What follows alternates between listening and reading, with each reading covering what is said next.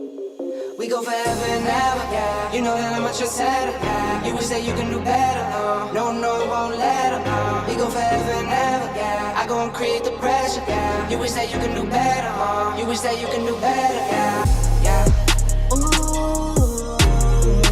We go forever and ever. We go forever and ever. Welcome everyone to Coaching in Session. My name is Michael Rearden and I'll be your mindset coach today. And today we're going to be talking about DNA specialization, helping people just get into a better mindset, helping business owners have a more entrepreneurial type of mindset. And my guest today is going to be helping us go on a journey. And I mean, it was a journey. And today's conversation is going to be unique. All right. Unique. All right. I want you to be listening to this episode and say, this is a unique episode of Coaching in Session. This is unique. The reason why is because the process is so different.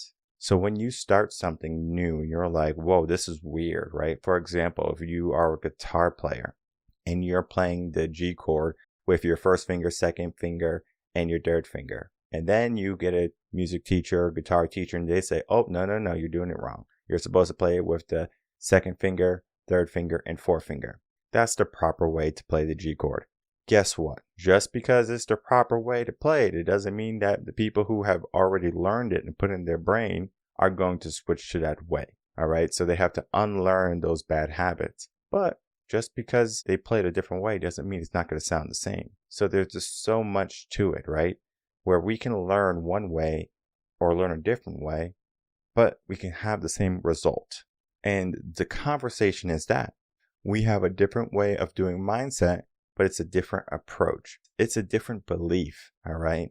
So in the beginning, if you're a long-time listener, or even if you're a new listener, you're going to see, well, what's going on, right? This is not my typical mindset journey that Michael sends me on. And I'm going to say, good, let's spice things up a little bit. Because if we can get you to think in a different way, understand that there's no right way. There's no single path that you can take to get to your success, to your happiness, to your purpose. You get to choose exactly the directions you want to go.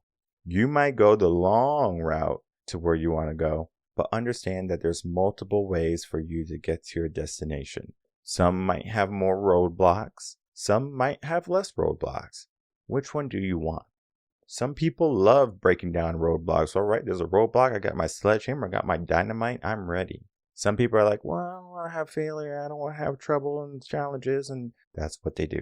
Okay. So depending on what type of person you are, you're going to take different paths. In the path that we go on today with my guest, Helen Muller, who's going to be helping us understand ourselves, understand our mind, and understand our DNA. Because she's going to be talking about the work that she does, how she helps people. And then, of course, at the end of this, I'm going to explain how it's different to mindset. So let's get into that interview with Helen and myself.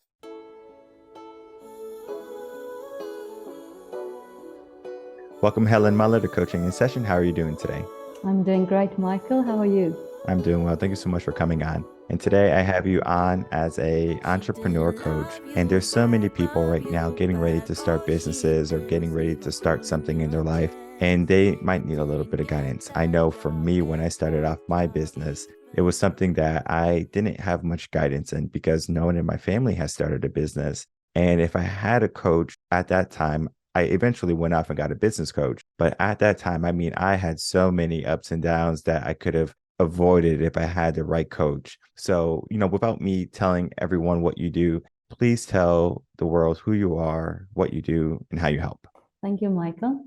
Well, hi, everybody. I am Helen, as he said, and I'm also a DNA upgrade specialist. So I work on the mental health of entrepreneurs, not so much on the business side. Of course, there's always, different aspects for every person, but I specifically work on the mental health, and I use this technique called DNA Upgrade, which is one of 5 natural biohacks, which I use with my coaching. Now, natural biohack is just working with the body and only using the body. So no, other products or anything to live a super efficient life. And then, as I said, specifically, I work now with the DNA Upgrade. Okay. So you said that there's 5 different biohacks and DNA Upgrade is one of them. What are all 5? Like my journey kind of started where I was looking for the answer to happiness. And I found it after a 10-year search. I started that when I was 16. And that's the first biohack. It's kind of a meditation technique, but I got it through it's like an ancient technique from India. When you practice this, you feel who and what you are. So that's the first one. And then the other ones also kind of developed on my own journey. I suffered from severe anxiety. So I was trying out a lot of things, my journey, and also to get rid of these mental blocks that I have. Now, the second one is neurofeedback, where it's also a natural. I don't know if you know anything about neurofeedback. That's when you do it with equipment, but you read the natural electrical activity of the brain, and then also change it in a natural way. And then the third one is EFT tapping, which is the emotional freedom technique. You might have heard of that. It's just regulating the emotional energy. Then fasting is a natural biohack that I work with. I've done up until 116 hours without any food or water. And then the last one is the DNA upgrade. And we can talk a little bit more about that as well. You can ask some questions. Yeah, so DNA upgrade is what we're going to be focusing on today, but I wanted the audience to know that there was different ones that they can look into after this episode, because your specialty is that DNA upgrade. So I really do want to break that down for people, because a lot of people, they are going to start their journey with a similar question. Am I happy? Or what is happiness? Some of the other ones they might ask themselves is, what is my purpose? Or what is my why? So people begin that journey of, all right, I want to make some improvements or changes in my life, but I don't have any direction. How does the DNA upgrade provide direction for people who are looking for the answers of whether they want to be happy, whether they want to find fulfillment and purpose, or just understanding their why? I think to break it down, so people understand exactly what it is. It's exactly what it says. It's just you're upgrading your DNA. You're making it better. You're giving like more information, updated information. If you think about, you want to upgrade your house, for example. Now your DNA is only a blueprint. Now imagine you have a blueprint of the house, right? And you want to add an extra room because now your needs have changed, right? So now you have the new blueprint with the extra room. You actually need to build that extra room. It doesn't just help to have the blueprint. Now we are the same, our bodies are the same. So our DNA is only a blueprint. But what is important is how the readout of these genes is. That's the important part. So what I do through this technique, it's energy psychology, and I work with kind of coded light language, where I then send new information to the genes so that the readout of the genes is different, so that then you can create those building blocks to then improve. So upgrade is like improve your life or then reach your goals. And there's another part to it that I work with. It's the mental blocks. So what prevents people from actually making these improvements in their lives? As you say now, that the question you asked is like, what is my purpose? You want to make an improvement, but you don't exactly know what your purpose is. Or, you want to be happy, but you don't have that information. So what I do is I just like open up your eyes, or it's just kind of like increase the vibration so that you have access to that information, like a new view.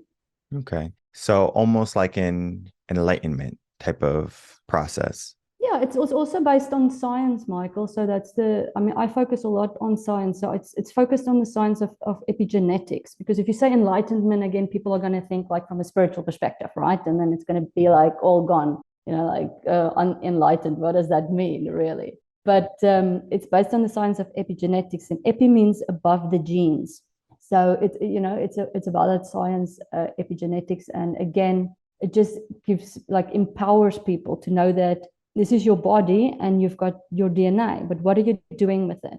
Maybe some people might relate with this. We have like 12-strand DNA, but in our physical form, we might only we've got 2 strands, we might only get up to 3, but we still have those 12 strands. But they're like in higher, like in the spiritual realm, which is, or in different like levels of consciousness. And this is also accessible because we are made of light, we are made of energy. And this has also been proven by science. So it is very scientifically based. Would you say it's akin to neuroplasticity? Not really, no, because that's specifically to do with the brain again. And what makes the DNA upgrade different is because when you get these electrical signals from your environment, right, you pick it up with your 5 senses, and then it gets translated through the central nervous system, through the brain. But what I do is I bypass that, because that's like based on your programming from age 0 to 7. I wouldn't say it's directly connected to that, but yeah, maybe depends on how you look at it. Do you feel so? As it is neuroplasticity? Yeah. Does it ring true to you? Well, neuroplasticity, again, I think you said it right, where neuroplasticity is dealing with the brain and how you're thinking. And of course, you're going to have your future, your past, your present, right? So if you were a kid and you had traumas and those traumas are holding you down or holding you back, then the process of neuroplasticity of changing that hardwired pathway that you created is that, right? But I think what you do as a DNA upgrade specialist is just understanding more so about the body, not just the mind. Just diving into that, I think there is a difference. It's just that we have to do our best to say, well, when you're doing your DNA upgrade, this is what we're going to be expecting. Like, what are some of the side effects that happen after someone works with you? They finally say, okay, I'm going to upgrade my DNA. What is the end result or the beginning results that they begin to feel or notice? Well, there's sometimes rapid results. Some people manifest something very quickly because if you think about it, like once these blocks are removed, then it's like a space opens up. And then depending on the person as well, that's why I offer like a 3-month program to kind of for the integration as well. When the space opens up, it's also up to you then to fill it with something.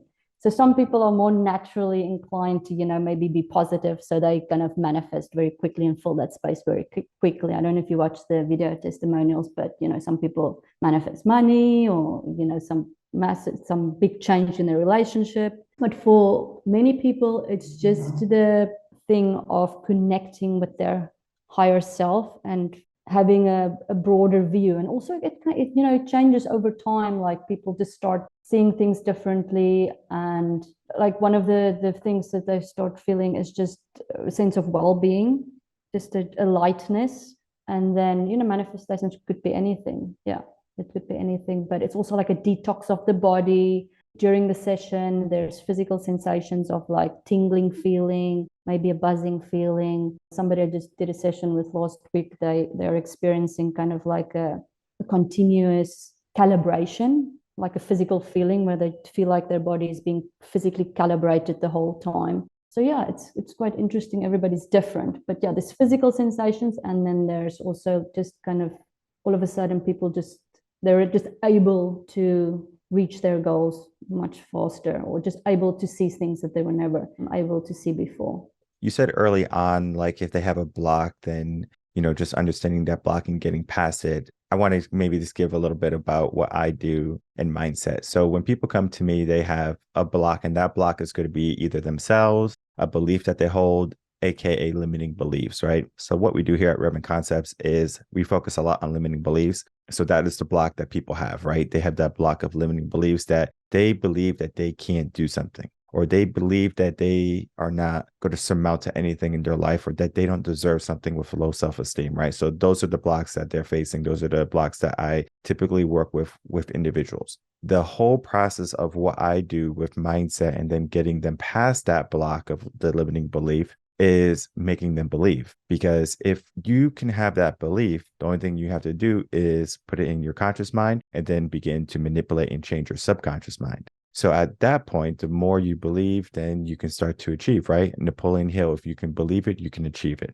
That type of process. If you don't believe it, then of course it can happen, right? Maybe by luck, but it takes the crazy individuals in this world to really make something. Think about the Wright brothers, right? When they were making their aircraft, everyone said, oh, you guys are just wasting your time. You're never going to be able to fly in the sky. But look what they did, right? They had a bunch of people who didn't believe in them, but they believed in themselves. They said, I know we can do this, right? Let's work together. Let's find the people who support us. So they have like-minded people around them. So we can achieve great things in our life. Sometimes we just have those limits. So I just help people understand that if you have limits, how can we begin to break down those blocks or those barriers or those walls or those obstacles, whatever you want to call them, and then start to make the way for what you think you can do. And it might start off with, I think I can, and then I know I can, right?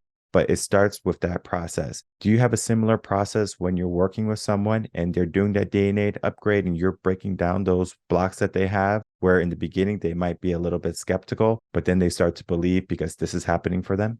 I would say that kind of process with breaking down and reframing beliefs I use in the coaching aspect, what I do. So as I said, is, I have a 3-month program, or even if people have like more than one session, then I also, also deal with these things. But in the session itself, it's a completely intuitive process. The client doesn't do anything except for just enjoy it. And it's a kind of, what I said before is I completely bypass that process of you having to think, which is sometimes, what kind of trips people up, because as soon as they start thinking, yeah, I know I'm worthy. Why wouldn't I think I'm worthy? Like, it doesn't make sense, but I'm manifesting. So that's why it's tricky. And that's why these kind of energy psychology things are so effective, because the client doesn't have to think about what they need to do. They can't get it wrong.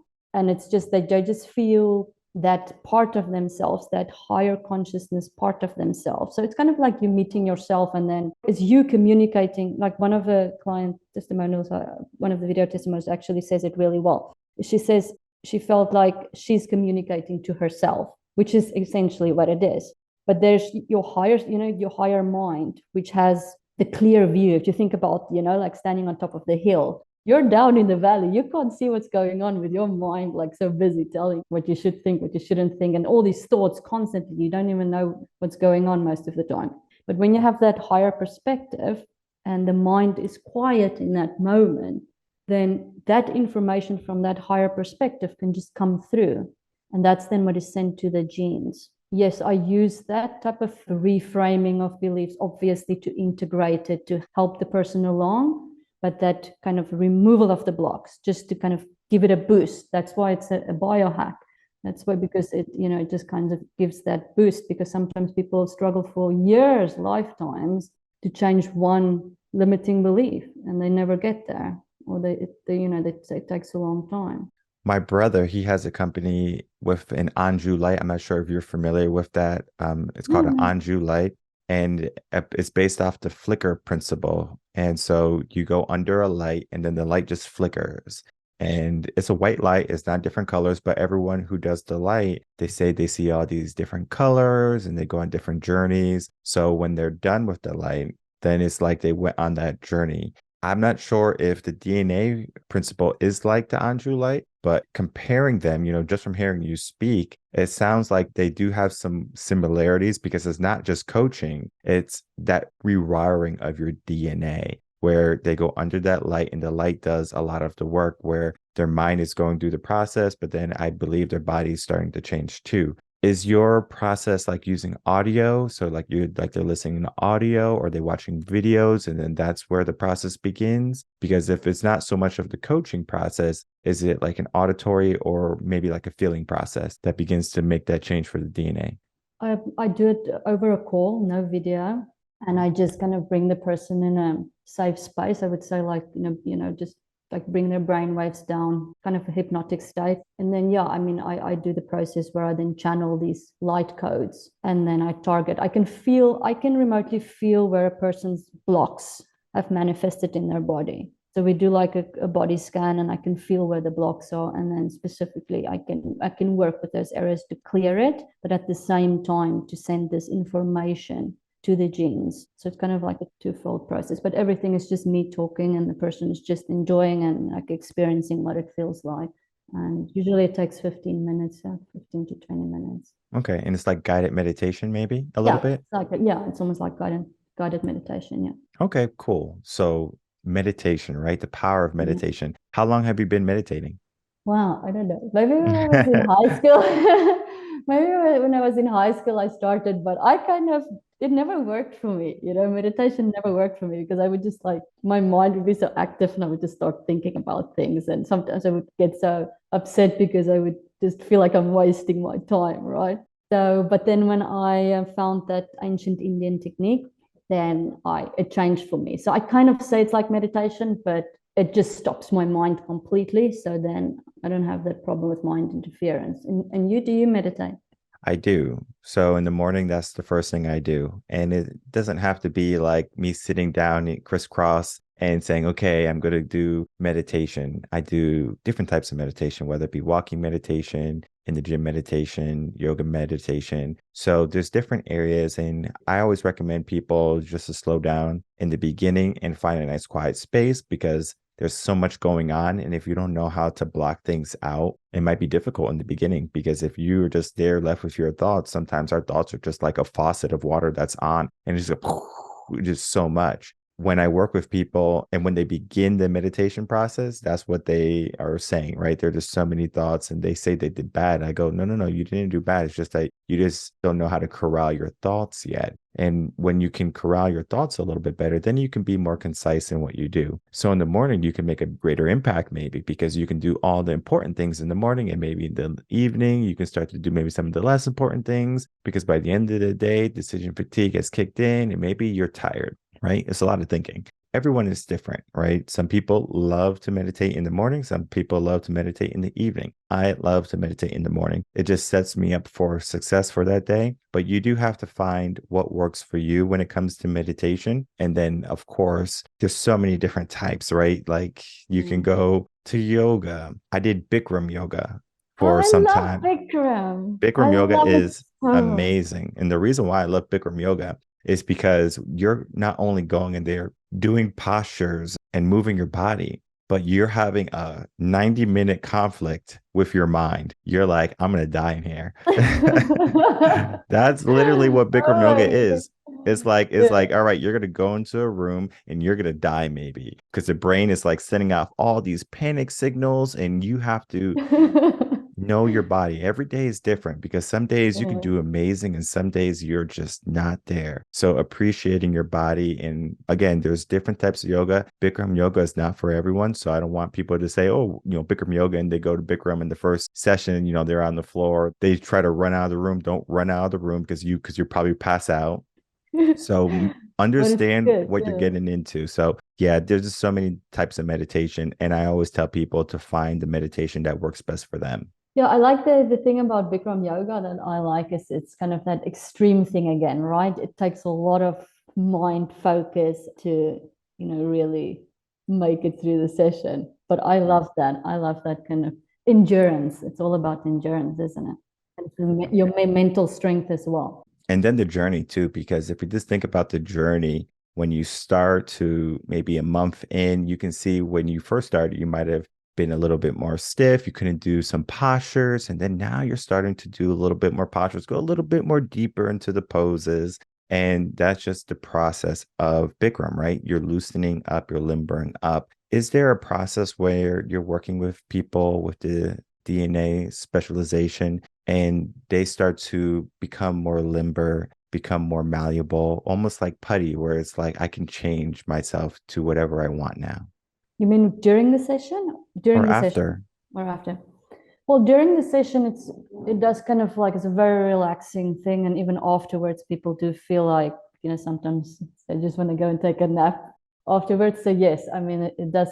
It's extremely relaxing process, and afterwards, yeah, again, it works on everything. So if a person, I always say like people might come to me with, I want to remove this block, and I said just trust the process because your higher mind knows exactly what you need, to kind of remove these things. So if it's something to do with your body physically that you need to change and it's preventing you from actually moving forward in your life at that point, then that would be like, the first thing. Say for a person who's really stressed out or kind of tense all the time, it could very well, be their first effect. But during the process, it's extremely relaxing. Yes, like literally your whole body kind of relaxes. Yeah. Is it like being in a salt cave? Because I know like people, they'll go into salt caves and they'll just go into those zero gravity chairs and they just are laying on those chairs and they have all the Himalayan salt around and it's supposed to be energy and things like that. And I remember I went to one and I didn't really feel any different. But again, I was already doing I was already doing a lot of Bikram at the time. So like I was already in a really good state of mind. So me going into the room, it was cool. I'm not going to say it wasn't cool, but I really didn't get a benefit from it. I know some people talk about it, but I think that's just them just taking a moment and just sitting down and being quiet and being still and going through their thoughts and looking at their body, because so many people are just so busy. They just rush through their day and they don't worry about their body. They don't look at what they're putting in their body. And by the time something goes wrong, they go, oh, this is broken. I need to fix it, right? For me, I was already good. So when I went into that process, it was something like, okay, well, this is just not working for me. Not saying it's not cool, but I think a lot of people are at that point where they just don't pay attention. And I think some of the work that you do, it helps people slow down, to appreciate, to look at, internalize, and then begin to change certain things, right? Yeah, that's true. And I think what has also been happening is, and it's a danger as well. And I mean, for me, what is an important part of my work as well is I aim to increase human intelligence. Because if you think about it, when you have this upgrade of information, or when you have access to this updated information that you didn't have access to before, you do increase your human intelligence. So I aim to increase human intelligence to aid in the positive evolution of artificial intelligence. And to come back to your question, there is, I think there's a real danger for people where we have become so numb to like energy essence, because we are made of light. We are like, I think it was physicist David Bohm who said, we are frozen light. I think we have become so used to kind of this earthly body and this earthly experiences, and what we should do is that people they don't know themselves, they don't know that part of themselves. So this process kind of also kind of helps people to reset, just to have that memory again of, wait a minute, there's actually more to me. Wait a minute, there's parts of me, like my DNA, that I'm not even conscious of this, but this is what is making my building blocks. So how, it's kind of beneficial to me to be more conscious of this and see, actually, what can I do to improve this process? Because we have been taught that our genes control our biology. In other words, if your mother has a cancer gene, you have the cancer gene, or the chances are good that you will have cancer. But it's not true. I might have the cancer gene and you, Michael, might have the cancer gene, but it doesn't mean that we need to express this cancer gene. And the empowerment comes in, and that's where epigenetics also comes in, the science which this is based on, is our power comes in, where we can actually kind of regulate this process, where these signals are coming in, is how we're going to express these genes.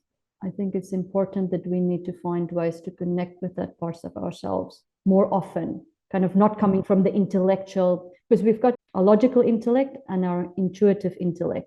And a lot of people are not developing the intuitive intellect, focusing so much on the logical intellect. Okay, it should be like this because the book says this, and let me read this, and let me do this, and let me fill my day up with all these processes and steps and things. And, because then I had a good day, I've lived a good life. But we're neglecting that, there's this part of ourselves that we also need to invest in. You're right, because if we look at the school system is very logical. Read this book and then recite this information. And they do that for the better part of 18 years for that's their whole life in the beginning. And then it's not until they're adults in their 20s and 30s, they realize something is wrong. They're like, okay, something is not right, right? Yeah, they have the logical aspect, all done and packed in, but their intuitive part of paying attention, right? Many people don't even know about themselves or about what they're capable of, the human potential, or what they're capable of, or just knowing their body. So that intuitive nature can be added at a young age. What would you say to, I guess, parents, because teachers are, they have their hands full in the school already doing the logical aspect. How can parents begin to apply that in raising a child, being more intuitive? And so when that child is in their teens and then becoming an adult, is already familiar with the body rather than, I don't even know who I am. It's a difficult question, because, like, being a parent is not an easy job. And then it starts with that parent, because even in the womb, you're already reading, you're already getting signals. You're already starting to form yourself. So if you've heard about this before, if the mother kind of, if there's anything wrong with the parents, then not wrong, but if there's anything dysfunctional, it directly becomes your reality, you're going to have to deal with this. I think it's just parents just need to And I think they do it in any ways. That's why it's such a difficult question. You just have to take care of yourself in the best way that you can. And you love, love is a very powerful vibration. So even if you don't know about intuition or about ways, or maybe you're very busy, maybe you need to work hard to, put food on the table. But at the end of the day, I think everybody has the ability to love, to express love rather than create fear. I think those are the two basic things, love and fear, rather than to create fear in their children. Is to just shower them with love if they don't know. If they don't know how to, all the other things, or maybe they're not into the spiritual stuff or into the intuitive stuff or things like that, but everybody can love, isn't it? And then you set yourself then you do set the child up for, they can then decide for themselves at a later stage how to fix these things if needs be. Yeah. There's a popular saying, it's like, I think Frederick Douglass, he says that it's easier to build strong children than to heal broken adults. So, like, building strong children is a mission of mine because, yes, when I was a teacher and I saw the students, right, I knew that they were eventually going to break, right? It's kind of like if you have a cat, for example, right? Cats like knocking things off shelves. I don't know why, but if you have a vase, right, and the cat just, every day just nudges the vase a little bit more to the edge, right? Eventually, the cat's going to knock the vase over. What is happening as they grow up, just learning every grade, they're getting closer to that edge, and eventually they're going to have a breaking point. Now they can have that breaking point where they fall, hit rock bottom, or they can have a breakthrough where they finally realize that there's more. It depends on, again, so many factors that has to happen, right? What type of parents do you have? What type of beliefs do you have, right? Do you have low self-esteem or high self-esteem? Do you have a lot of limiting beliefs, or do you have low limiting beliefs, right? Do you meditate? Do you focus, right? Do you plan? There's so many different factors that have to be looked at. So to give a blanket saying, all right, this is how we fix it, it's going to be very difficult because there's so much hardship, trauma happening continually, whether we like it or not. Kids are going to have some type of hardship. For example, divorce, right? The child has no say in that marriage, right? It's going to be between the dad and the mom. So if they separate, that's going to have a severe mental impact on that child. Now, do the parents want that for that child? I don't think so, right? Like, I don't think any parent is like, I'm doing this so I can hurt you. It's just something that the two adults, they say, this is just not working, and they separate. Marriage is a different aspect to it. But I'm just giving an example of how we can grow up as a child, and we can have so many different traumatic experiences, and we have to be able to handle them, right? We have to be equipped to handle them. And if we are not equipped, if we're not strong, then that's when we have to begin to change later on as an adult, heal as an adult. And I believe that the process that you're talking about, right, this DNA changing, is that not only helping them with their past, but also their present, or is it more so their future? Yeah, I think all of it, because in essence, there's only this moment. But I have found that what happens is, and then I use that with my integration process as well, is it's not, the past becomes less important. Because if you think about it, so, and a good example we can use now about, say, this divorce. Generally in the world, it's like this is a bad thing, right?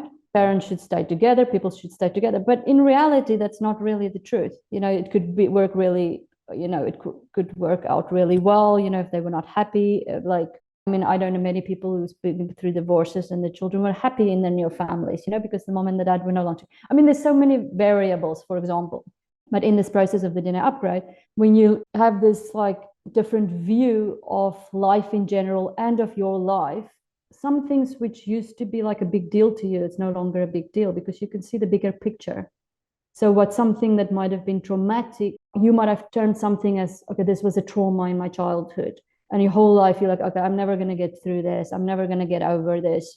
This is just my life and this is my story. And, like a little bit like victim mode, in a way.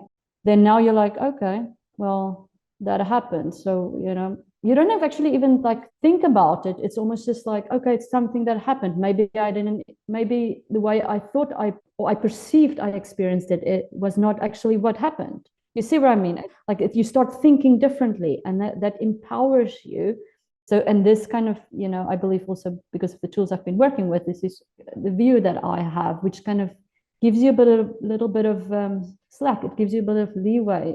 It doesn't make life so serious. But again, that comes with that. The thing is, on earth, we have forgotten who we are, right? And we have been made to believe that we are not worthy. And unfortunately, the world is kind of rewarding this limited thinking, right?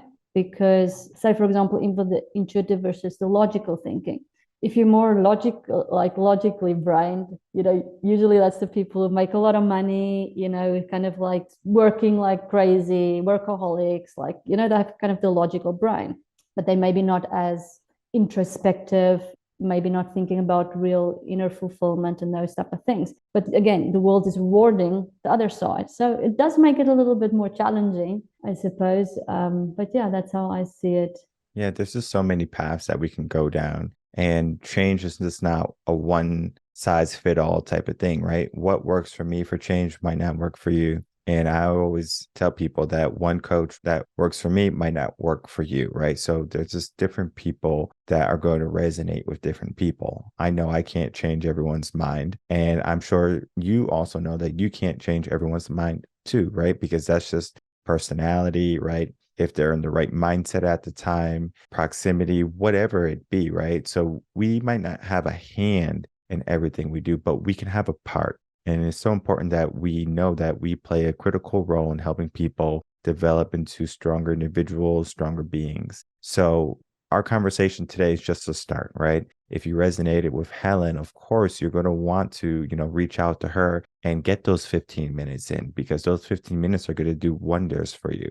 You just have to know, is this for me, right? Ask yourself that question. And then if you're a little curious, call her, right? Send her a message, right? And we're going to be getting to that in just a moment, because I'm going to have you share with us any last words and then telling the audience where they can find you. Thank you, Michael. I think what I want to leave people with is just to, and it kind of adds on what you just said, is just to have compassion with yourself. Because at the end of the day, everything is okay. Sometimes we feel it's not, but I think a big thing, we don't even need anybody to remove this block. We just need to remind ourselves that, like, be compassionate, be gentle with yourself. There's never going to be an end to it. You're never going to reach that end. I think the biggest thing is just to have that compassion. And then I want to say this is make finding your fulfillment, knowing who and what you are, priority. I do believe that. And that's kind of how I went with my journey, as I thought, what do people want at the end of their lives? Or what do they actually kind of realize at the end of their lives is all those things didn't really matter. I just I just wanted to find myself. I just wanted to have peace within myself, that I understood who I was. And I think everybody knows that. And Socrates said, "Know thyself," and we read it in all the books. And know yourself, and go meditate and find yourself, and all this. It's like we hear it, but I think making it a priority is something completely different. Is getting to that answer. I think that could be helpful, so you'd prevent having that regret at the end of your life. And how can people find you? On my website, you, me, and happiness.com. Everything is there. And so I will put that website and all her social links there so people can easily find you, follow you, and then, of course, learn a little bit more about what you do, because what you do is unique. You're the first person that I had on that works in this manner. So, of course, you're going to monopolize this field, because there's going to be people who are going to resonate with what you were speaking about today. Not everyone's going to be everyone's cup of tea, but if they are your cup of tea, I always encourage you to reach out to them, to begin to work with them, and to begin to change your life. Because what we want is we want you to be in a better place than you are right now. And if you are a little bit lost, don't be afraid to ask for directions. I'm sure Helen doesn't bite. And if she does, it's filled with love. All right. So I want to thank you so much, Helen, for coming on. It's a great conversation today. Thank you so much. Thanks, Michael. You're so fun. Have a lovely day. I'd like to thank everyone for watching the episode with Helen and myself. As you can see, it is a different journey than mindset. I explained mindset in the episode, where I'm looking at limiting beliefs. I'm looking at all the aspects of where you are. And for me, one of my skills is I use cause and effect. where if I see something is not right or you're doing something, then I'm going to be able to say, well, in the future, this is what's going to happen, okay? Because it just cause and effect. I talk about this quite often. If you eat cheesecake every night before bed, you're going to gain a little bit of weight. That's cause and effect. If you punch someone in the face, most likely you're going to get punched in the face, right? The cause was you punching them, and then the effect was them punching you back. If you talk to your boss very badly, right? I hate you and blah, blah, blah, blah, blah, blah, blah. Guess what? The cause was you berating your boss, and the effect might be you getting fired or you being removed by security. So there's different options that happen, right? For our behaviors or what we do, our actions. And then there's an effect to that action. So when you're working with a coach, understand that there's going to be a beginning point, middle point, end point maybe, right? You want to understand what type of coach you want to go on a journey with. People who come on the journey with me, they start off, I don't know if this is going to work. The first week or second week, this is really working. And then they're like, I don't want to stop. Okay. There's some people who work with me. They're like, this is working. Okay. This is a lot of work. I don't want to do that work. Okay. I have a gambit of people, right, who know they want something in their life, but they're not willing to put in the best effort, the best foot forward. That's why in Motivation and Emotion, episode 1, I asked this question. I say, do you want it or do you just kind of want it? Because most people just kind of want it. And the reason why they kind of want it, we talk about it in this episode, is because we were wired to kind of want things. Well, I kind of want a house with a white picket fence and 2 kids and a dog or maybe a cat. Well, I kind of want to be successful. I kind of want to retire before 65. I kind of want to be happy. I kind of want to find my purpose and my passion and my why. For those people who kind of want it, move out of the way for the people who want it.